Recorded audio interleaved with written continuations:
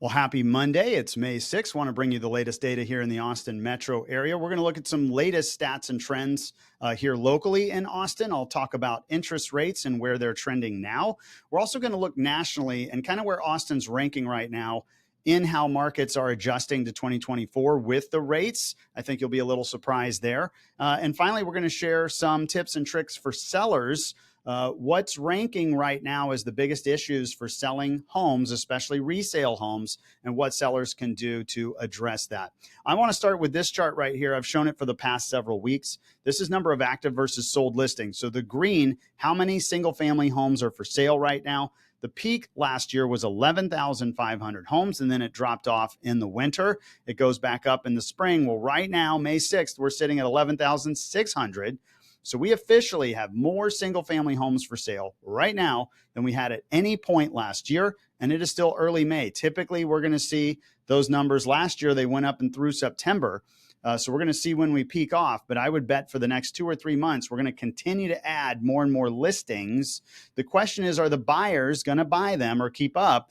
Right now, we're already starting to see it kind of flatline. The blue is sales, so closed sales of single family homes. You can see it was kind of going up nicely in the first quarter, but now it started to level off. We sold 2,700, almost 2,800 homes in March, and we're sitting at 2,700, almost 2,800 homes in April. So we really didn't see an increase in buyer activity to match the number of listings that's going up. So pay attention to that. All it means is if you're a seller, you're going to have more competition. It's going to take longer typically to sell the home because there aren't as many buyers. The number one reason is mortgage rates. And so I talked about this before. We saw rates go from like high sixes in February and March, shot up to about 7.5 for most of April.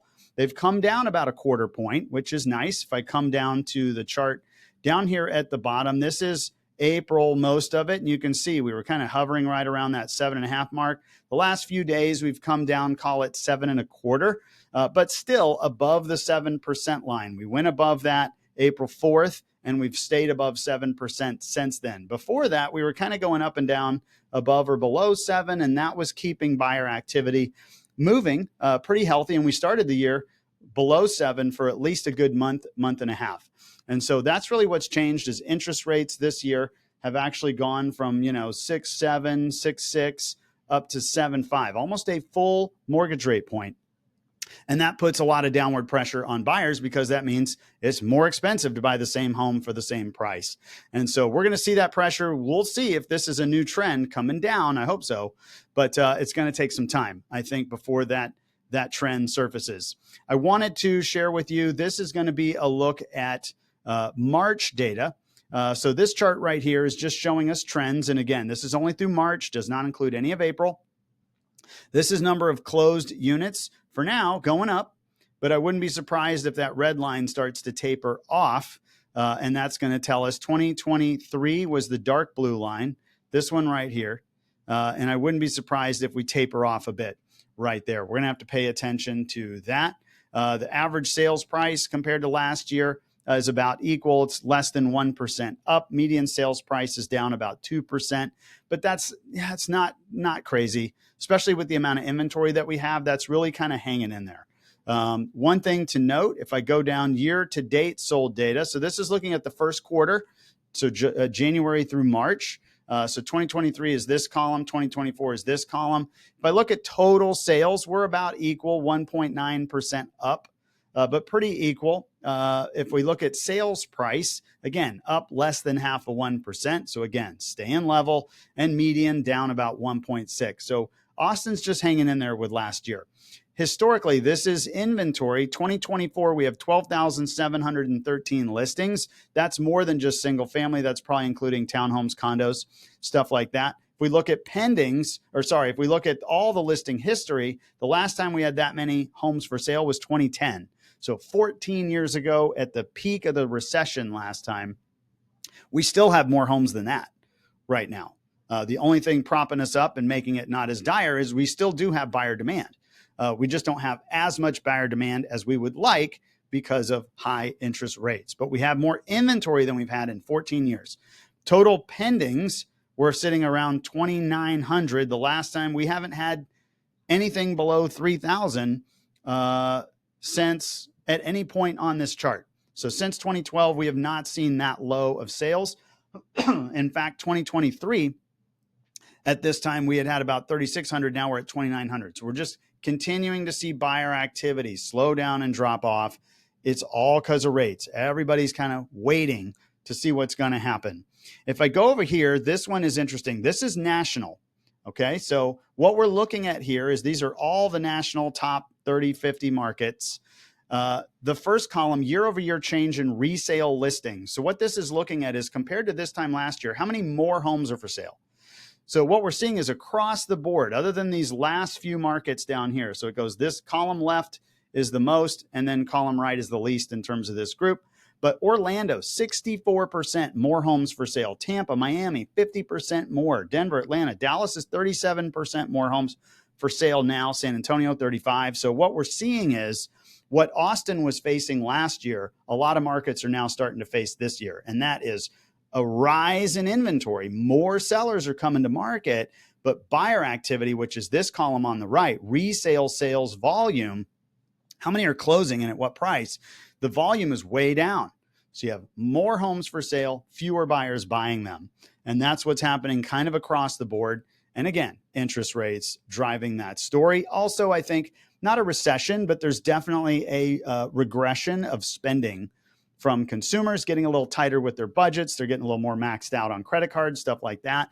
Just less spending overall, and housing is going to be one of those. We look at some of these. I mean, Atlanta's down almost a quarter. Portland's down 27%. Phoenix, 24% in sales volume. Boston, 24%. If we compare that to Austin, Austin's right over here. Yeah, we're up about 17% listings. So again, more listings than last year.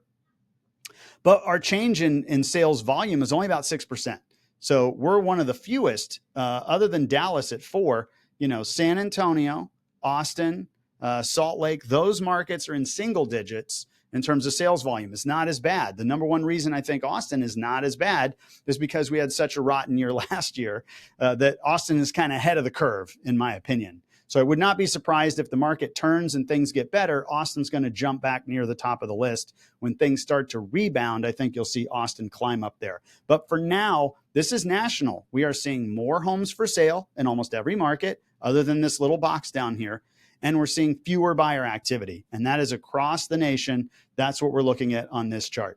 All right, so if you're a seller right now, you have more competition. We know that. And what we're hearing over and over and over again is buyers, now that they have choice, they want homes that are move-in ready. They don't want to have to do projects. It's expensive. They already don't have the money. So they can come up with the mortgage payment, but they really don't have huge budgets to remodel homes. So what's happening is, what are we, agents across the nation, hearing that we want to see get done? Or what are agents saying would be the biggest things to get done? So John Burns Research and Consulting, great. I follow all their data. They do a poll of thousands of agents across the country. So these are the top concerns of why resale homes aren't selling. Kitchen is outdated is number one, about 75%. Interior maintenance needed. This could be, fixing doors, painting, all that kind of stuff, 73%. And bathrooms outdated, 70%. So basically 3/4 of the issues are going to be kitchens, bathrooms, and maintenance. Flooring is number 4 at 50%. And then you go down the line, old windows, landscaping, paint the exterior, the roof. Roof has become a bigger issue, especially now that we have insurance issues for buyers trying to lock in insurance. Insurance companies are having less appetite to insure older roofs. So getting roofs replaced, and some decks, HVAC goes down the list. But kitchens, bathrooms, flooring, painting. If you can tackle one, if not more, of those items right there, you will have a much better chance at reselling your property. Anyways, if you're a buyer right now, yes, rates are going to be a concern, but the upside for you is you have more inventory than you've ever had in the Austin Metro to hunt, and you have sellers that are eager to sell their home. So this is a great opportunity if you want to go out there and find properties to buy. And you're going to get more inventory, I think, as we come into the coming months. If you are a seller, this is not the time to be cheap and assume the buyer will just do the work for you. This is where you have to double down, improve that property, make it move-in ready, make it appealing. We can sell that property. It takes longer. if that home is not ready to go. And you may end up having to lower the price more than you wanted to or offer more concessions. So consider these projects. Some sellers say, hey, I can't afford it. Just know there's companies out there that can do the remodeling for you, and they will get paid at closing. And so you don't have to be out of pocket. So if that's something you're interested in, let us know. Happy to tell you about that. If you want to follow these videos each and every week, you can check out our YouTube channel at Ryan Kelly Group. Make sure to click that subscribe button. And of course, if you know somebody looking to buy, sell, or invest here in Austin, we are heading into the summer. And it's going to be hot, hot, hot. So if you want to get kind of deeper insight on the market, we'd be happy to have that deep dive with you or someone you know. Until then, it's still a little rainy out there, but I expect we're going to get a little warmer, hit 90s later this week. And anyways, take a look at all this data, and we look forward to talking with you next Monday. Thanks.